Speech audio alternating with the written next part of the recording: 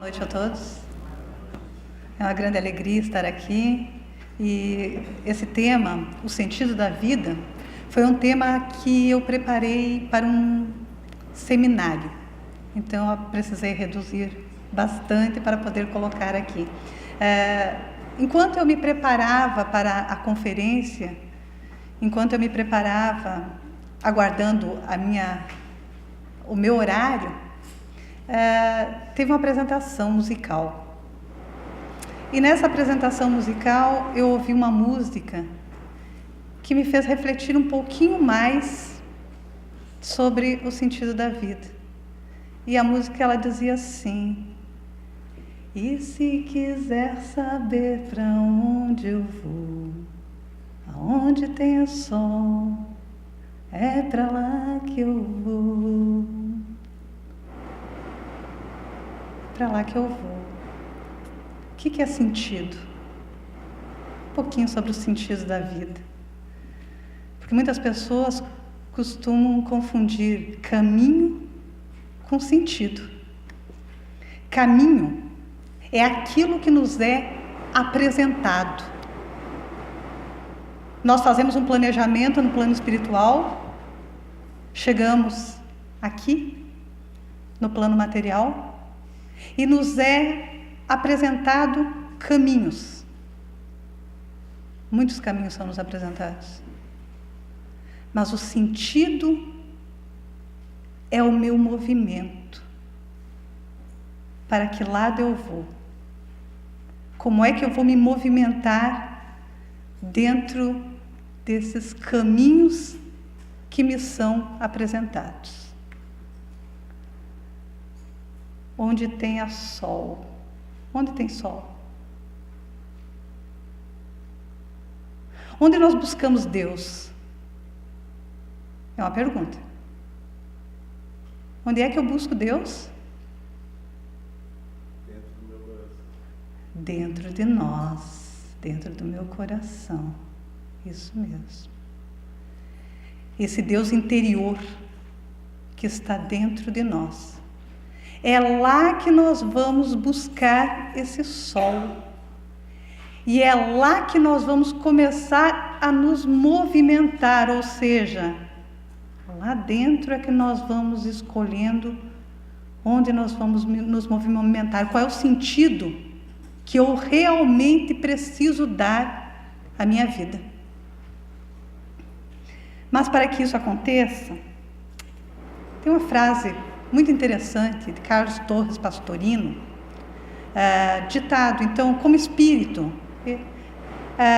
Divaldo Pereira Franco psicografou essa mensagem, que diz assim: não há como expandir as nossas consciências se nós não nos identificarmos com Deus. Eu não tenho como expandir a minha consciência, eu não tenho como me movimentar se antes eu não me identificar com Deus. Esse Deus que está dentro de cada um de nós, esse Deus que eu busco. Para que eu possa buscar Deus, eu preciso fazer uma reflexão. O que eu quero? É uma pergunta interessante. O que eu quero? Para escolher os meus caminhos, para escolher as minhas direções, eu preciso entender para onde eu quero ir, onde eu preciso chegar, qual é a minha necessidade. Nessa conferência, nós falamos sobre suicídio, depressão, medos, assuntos que fazem parte do nosso dia a dia. Os nossos medos, as nossas culpas, as nossas preocupações, nossas angústias. E é necessário que falemos a respeito, para que nós possamos compreender, para que a gente possa realmente começar a expandir a consciência dentro desse universo em que nós vivemos, que, apesar de ser tão difícil, é uma bênção estar encarnado. É uma bênção estar aqui.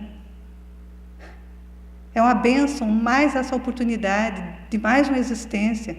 Não é de mais uma vida, tá? Porque é errado quando nós falamos que nós temos muitas vidas. Não, meus irmãos, nós temos uma só vida e muitas existências dentro dessa mesma vida, porque a vida, ela não para que as coisas aconteçam, tá? A vida segue.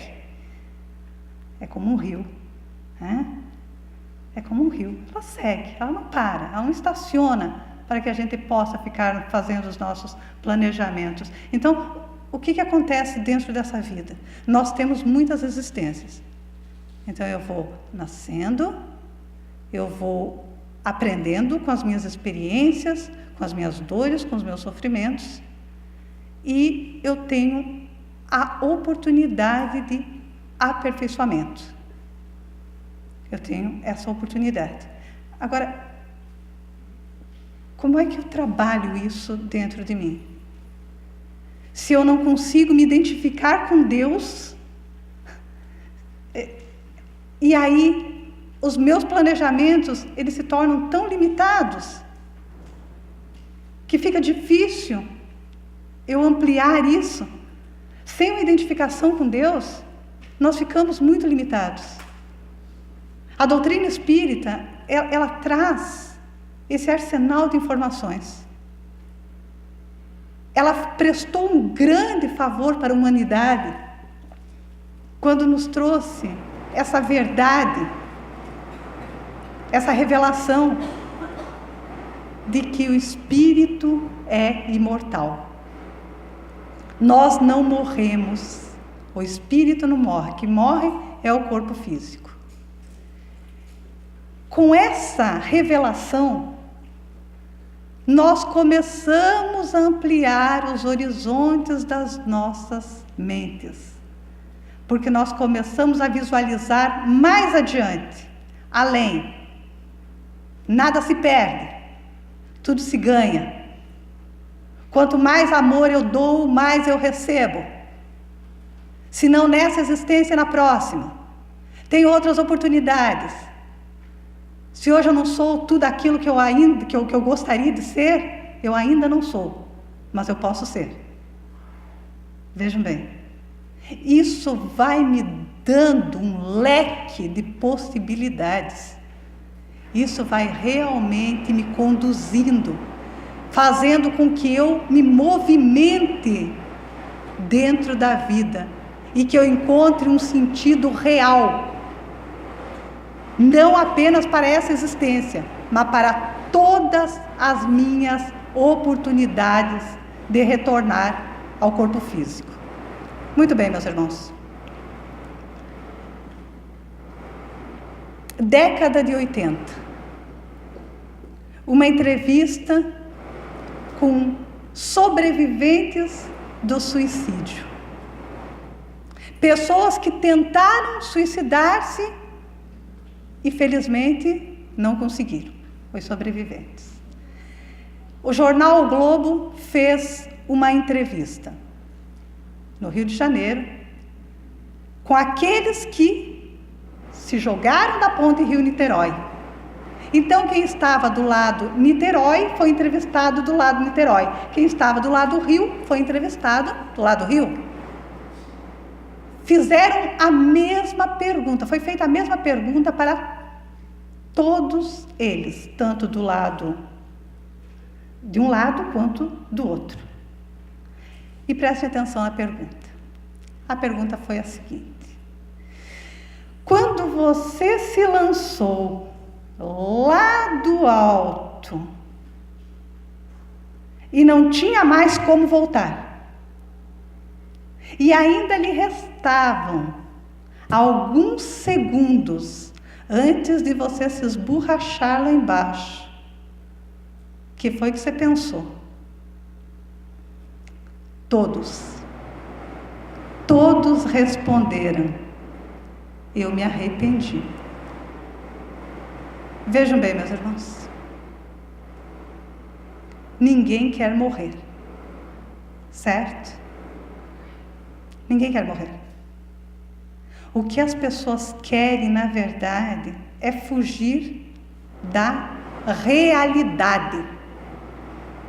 ou fugir da dor. Então, quando o Espírito toma consciência, o Espírito encarnado, ele toma consciência de que é construtor de si mesmo, o artífice de sua felicidade, ou de sua infelicidade, tá? Não está escrito aqui, ele não para mais. Pode acontecer o que for, ele continua em movimento. Essa pergunta que foi feita a esses sobreviventes da Ponte Rio-Niterói, eu achei muito relevante. Porque nos traz, então, essa ideia. Tinha jeito. Tinha jeito. Eu podia ter tido um pouquinho mais de paciência. Eu podia ter respirado um pouquinho mais diante da situação difícil. Eu deveria ter me perguntado para que é que aquela dor me servia. Nós não fazemos essa pergunta na hora da dor. E seria interessante que alguém, então, percebesse essa dificuldade que nós estamos tendo de nos fazer esse questionamento e que nos fizesse. Não é assim? É interessante falar sobre isso, meus irmãos. Para nós mesmos e para que nós possamos observar o outro. Que às vezes nós temos ao nosso lado alguém sangrando e nós não percebemos. Porque nós ainda estamos muito envolvidos com o nosso egoísmo. Nós nos compadecemos do outro, sim, mas nós viramos o rosto diante da dor. Nos compadecemos, sim, mas nos preservamos, porque existe, de uma certa forma, dentro de nós, um resquício de egoísmo. Uma espécie de mecanismo de proteção, de conservação. Quero me proteger da dor. Então, eu viro o rosto. Eu olho para o outro, me compadecendo dele. Mas eu quero me ver livre logo do problema. Trabalhei alguns anos no Centro de Valorização da Vida, o CVV. E eu percebia que as pessoas chegavam e as reclamações eram variadas. Diziam, eu não falo do meu problema, porque o meu problema é pequeno demais. Eu sinto vergonha de falar do meu problema. Só que esses problemas, eles vão avolumando-se, de tal maneira, como dizia Chico Xavier, que existe a cruz de palha e a cruz de ferro. A cruz de ferro é aquela, sabe aquela que está sangrando e todo mundo está enxergando? Por exemplo, uma perda de um familiar. Os amigos percebem e todo mundo abraça. Perde alguém da família, teus amigos chegam, teus amigos oferecem amparo, apoio, carinho. Acontece um acidente, também todos veem.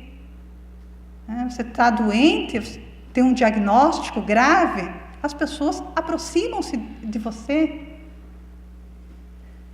Mas existe uma dor que é muito solitária,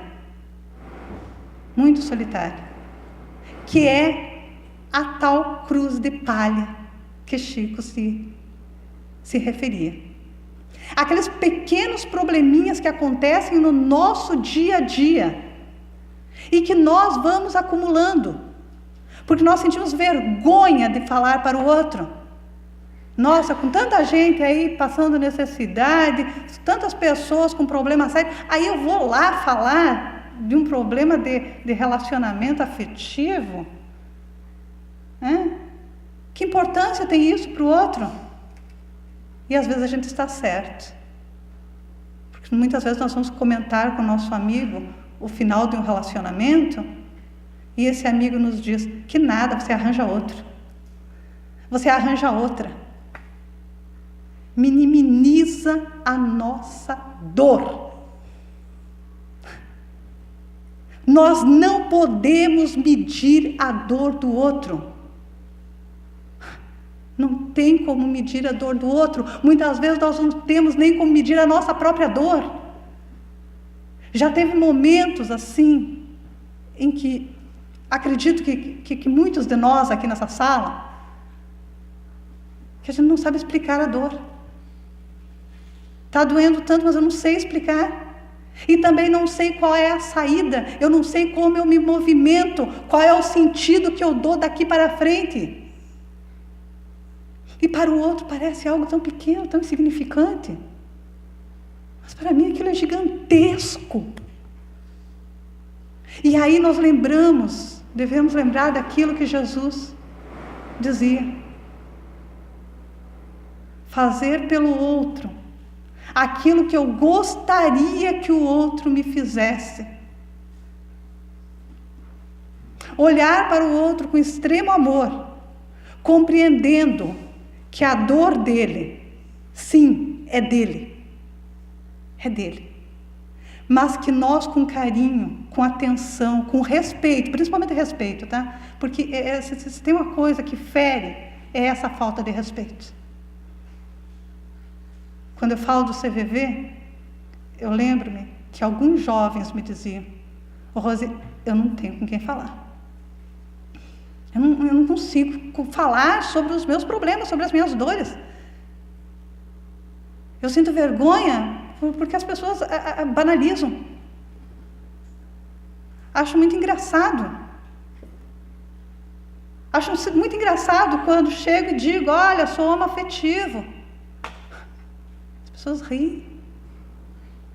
Não sabem a dor, o preconceito que eu sofro. Não sabem que eu fui discriminado desde criança, começando lá dentro de casa por meu pai, que queria um filho macho. E eu não era. E eu não correspondia àquilo. As pessoas não entendem essa minha dor. As pessoas não entendem quando eu digo: olha, eu estava lá, de casamento marcado, e de repente a pessoa desistiu. E tirou meu chão. E me fez eu perder o sentido da minha vida. As pessoas acham isso simples. Que nada. Você é jovem. Logo aparece outro. Melhor que aquele. Como nós banalizamos a dor do outro. Nós não imaginamos que aquele problema que eu ri, que eu achei simples, pode levar a pessoa ao desespero e ao autoextermínio. Nós precisamos, e já está a tempo, de começarmos a olhar para o outro com mais amor, com mais respeito, e olhar para nós mesmos, buscando esse Deus interior aqui dentro. Porque quando eu encontro aquela luz, quando eu encontro esse sol dentro de mim, meus irmãos, fica muito fácil resolver os meus problemas e a partir daí começar a ajudar o outro. O sentido da vida, o verdadeiro sentido da vida, da nossa existência, é a evolução, é o aperfeiçoamento. Eu não tenho como me aperfeiçoar voltada para o meu egoísmo.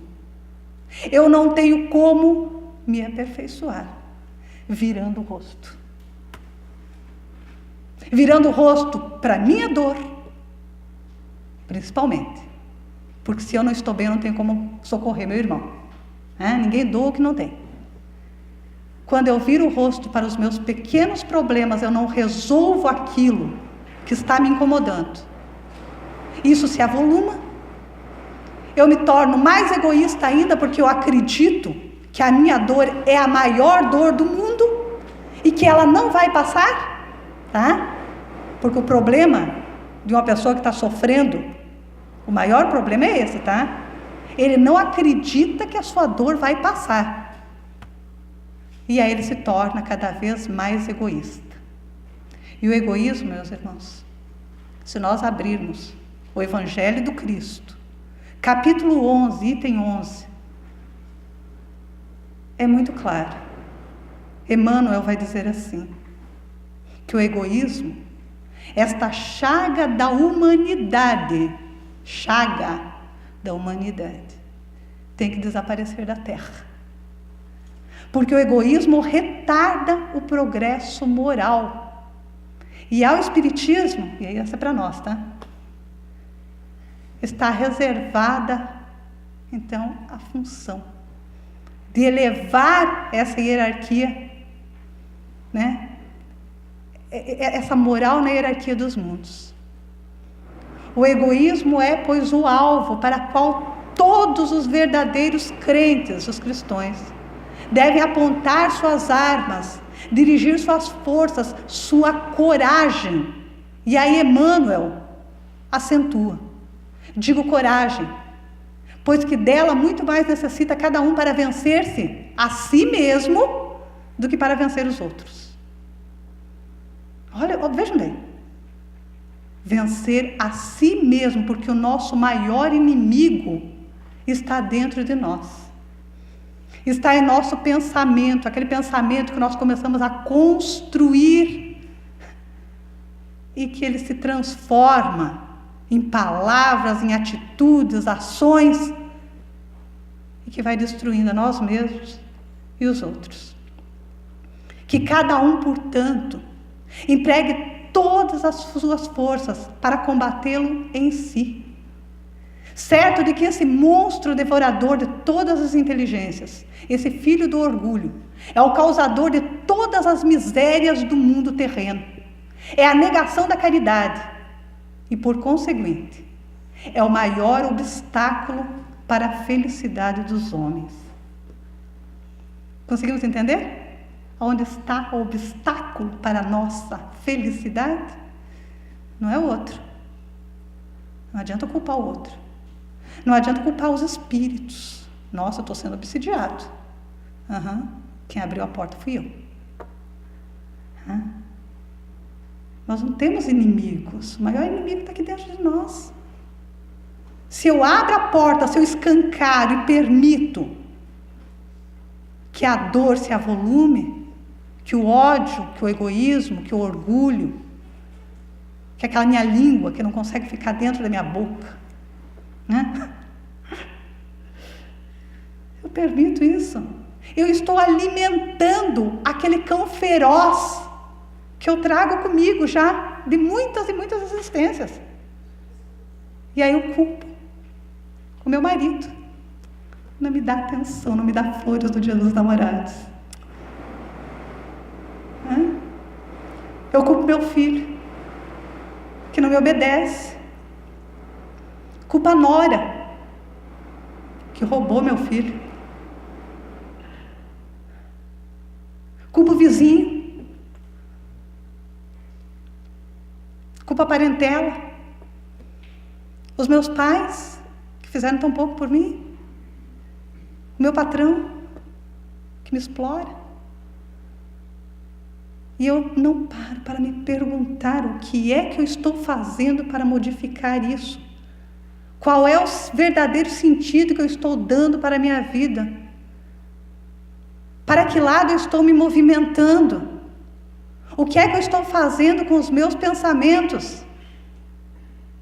Tem no prefácio do livro Pensamento e Vida, tem uma mensagem muito linda, que foi ditada a Francisco Cândido Xavier.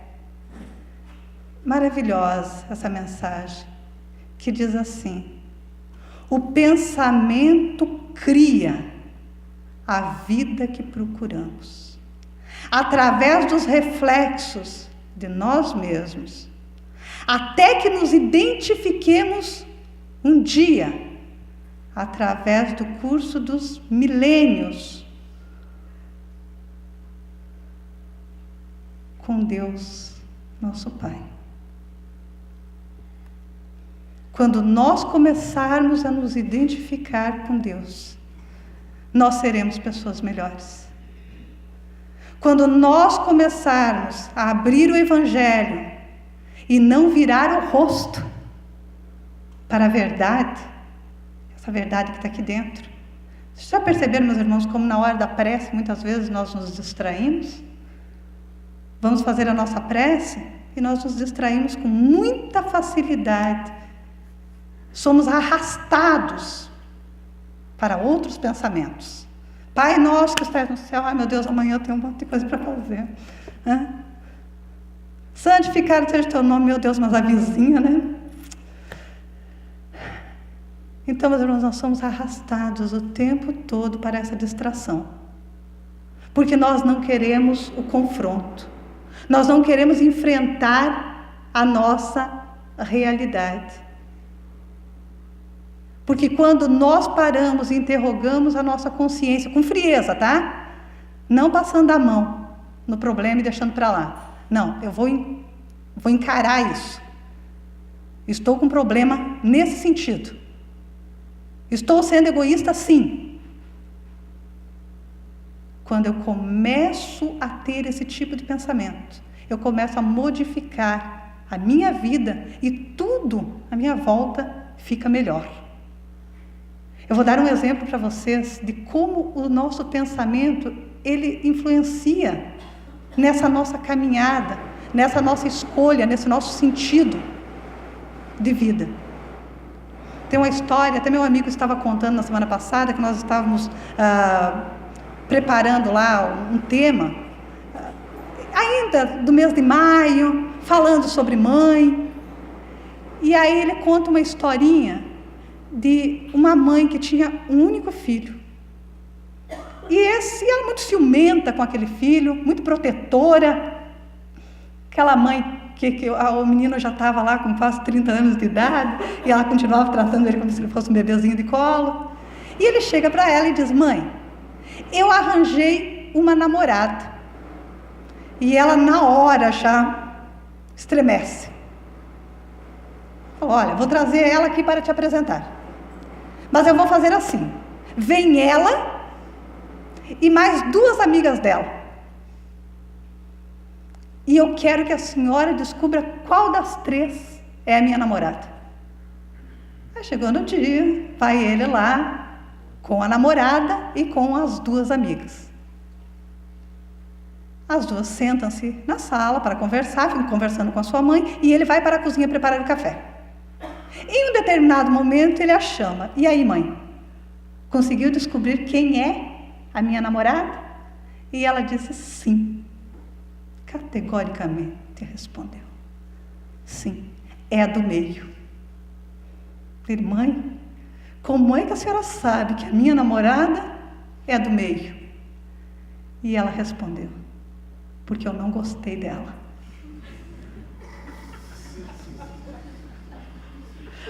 Ou seja, no momento em que ele contou para a mãe que havia encontrado uma namorada, a mãe já começou a construir uma antipatia. Não gosto dela, não gostei dela, lógico. Ela já havia preparado-se para não gostar. Conseguimos compreender, meus irmãos, o que é que o nosso pensamento faz conosco? E aí nós vamos criando inimigos. E nós, espíritas, temos uma facilidade de justificar isso, né? Eu não gostei dela, deve ser uma inimiga da vida passada. Deve ter me feito algo de errado. Não, meus irmãos. Foi agora, aqui, nesse momento. Ela me olhou e não simpatizou. Por quê? Porque ela não está bem. Não é da vida passada. Não é. Nós precisamos quebrar isso, principalmente em relação à família. Quem foi que inventou Que nora e sogra são inimigas.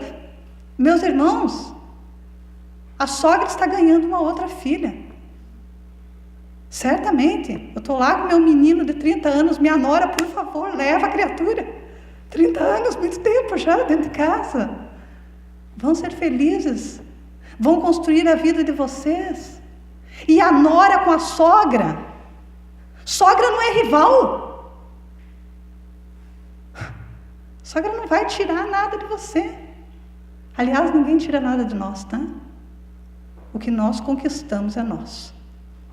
Ninguém tira, ninguém tem esse poder de tirar uma pessoa da outra. Então nós precisamos nos conhecer. Mergulhar dentro desse desconhecido que ainda somos nós. Buscar esse sol interior. Buscar esse Deus interior. Com verdade. Com certeza.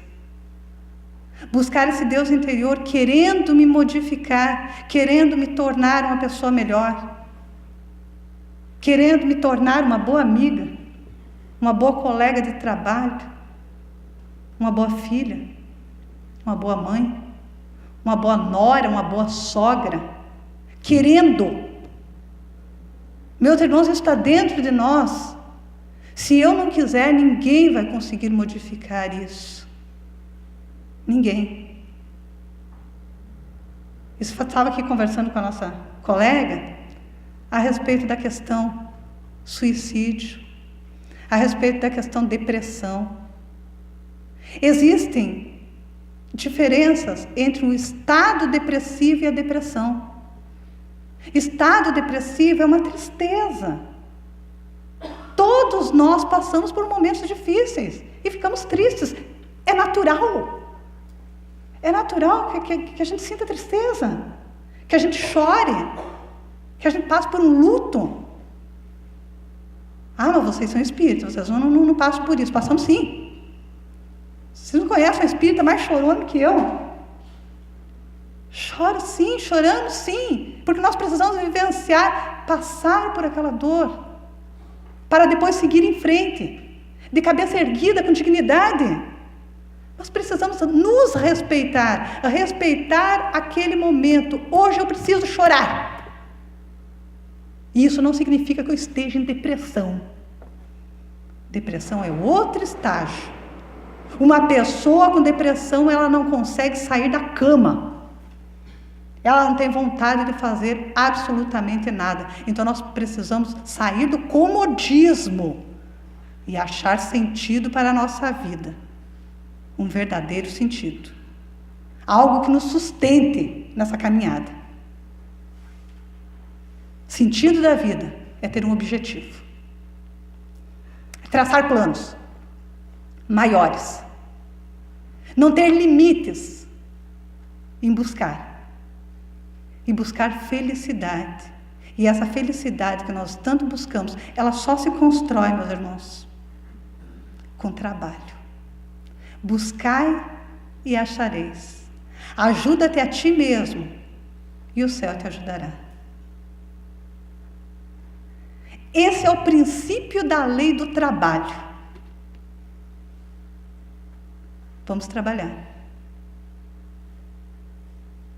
Papa Francisco, esses dias atrás, eu ouvi uma reportagem e ele dizia que nós temos uma ideia muito equivocada em relação à felicidade. Nós queremos viver naquele romantismo, achando que felicidade é aquele tocar de violinos, né? O tempo todo. E ele diz, não. Felicidade é lavoro.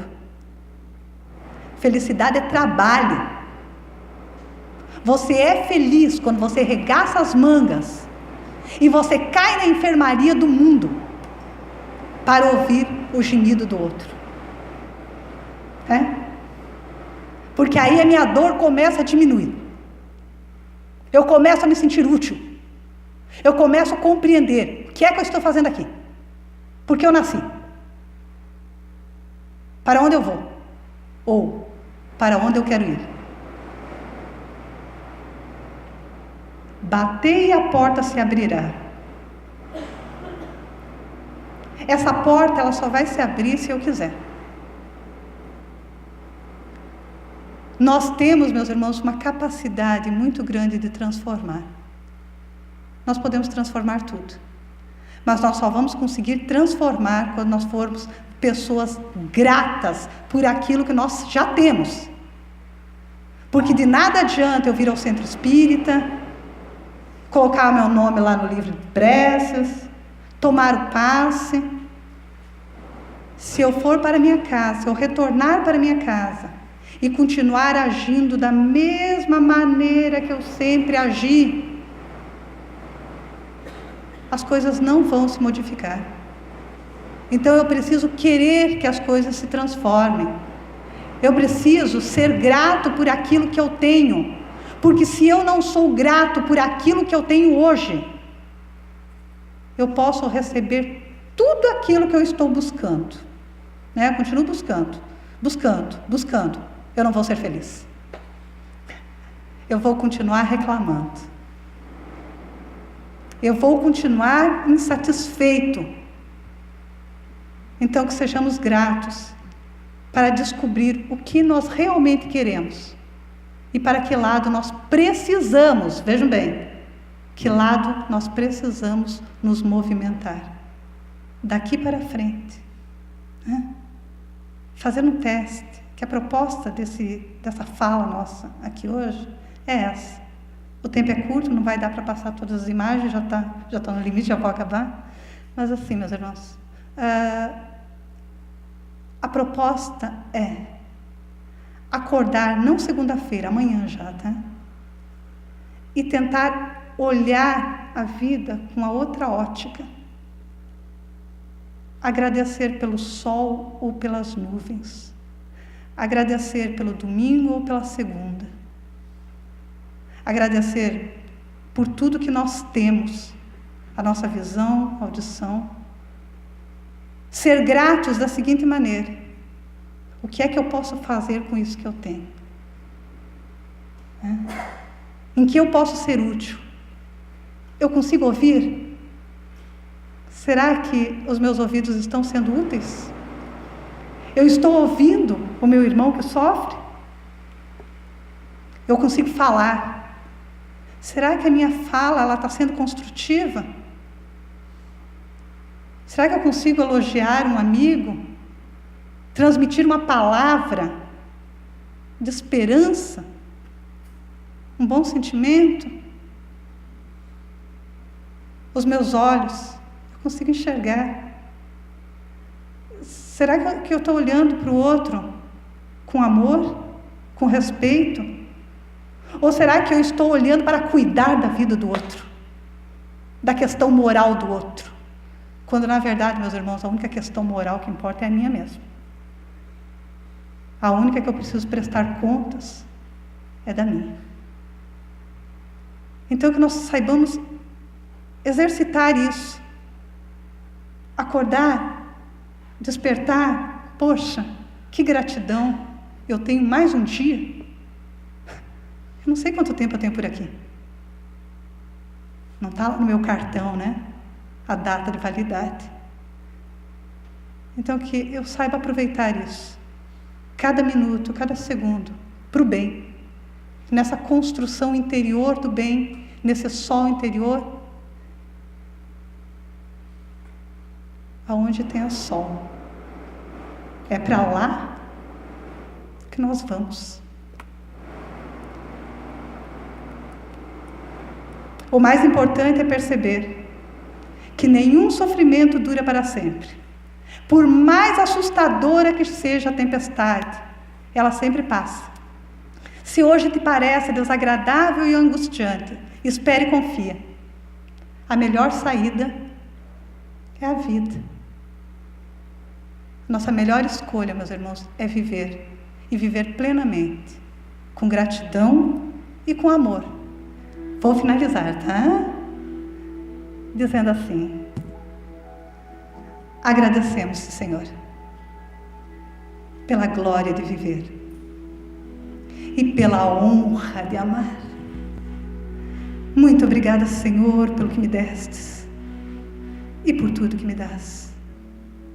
Obrigada pelo pão, pelo ar e pela paz. Muito obrigada, Senhor, pela beleza que os meus olhos veem no altar da natureza.